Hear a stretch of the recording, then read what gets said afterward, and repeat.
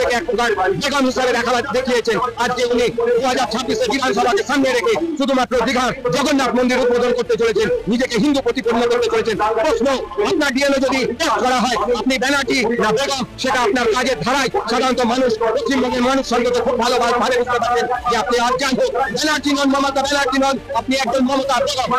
আপনারা ভাববেন না এটা ভারতবর্ষ, পাকিস্তান আর বাংলাদেশের গুণগান দেওয়া যাবে না।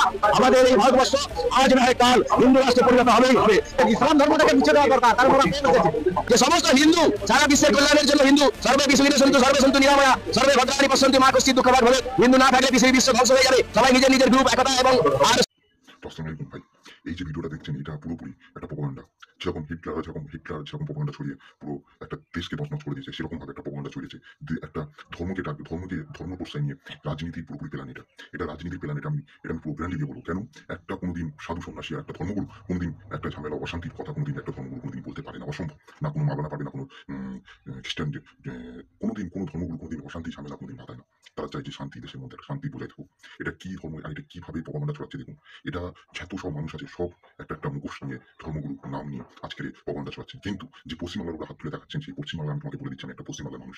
আমি তোমাকে বলে দিচ্ছি যে পশ্চিমবাংলার হার এক সব জনতা জানে যে হিন্দু মুসলিম বাগদি খ্রিস্টান শহীদ মৃত্যু যত জাতি আছে সবাই জানে যে আপনারা কি করতে যাচ্ছেন। আর আপনারা একটা দেশকে আগুন জ্বালাতে যাচ্ছেন, একটা রাজ্যকে পুরো আগুন জ্বালাতে যাচ্ছেন। আমি চাই যে এটাকে তীব্র বিচার হোক। এই যে বিচারটা হিন্দু মুসলিম সব জাত ভাইরা আছেন যে যারা এই যে প্রপাগান্ডা ছড়াচ্ছে, যে ধর্মকে টার্গেট করে একটা এরকম ভাবে এত বড় প্রপাগান্ডা ছড়াচ্ছে, তাদেরকে যথেষ্ট যেন ঠান্ডা মেজাজে এই যে ওদের মোকাবিলা করে ওদেরকে জবাব দেওয়া উচিত। তারা না তো আমাদের দেশকে পুরো শেষ করে দেবে, আমাদের ভারতবর্ষ এত সুন্দর দেশকে পুরো তছনছ করে দেবে।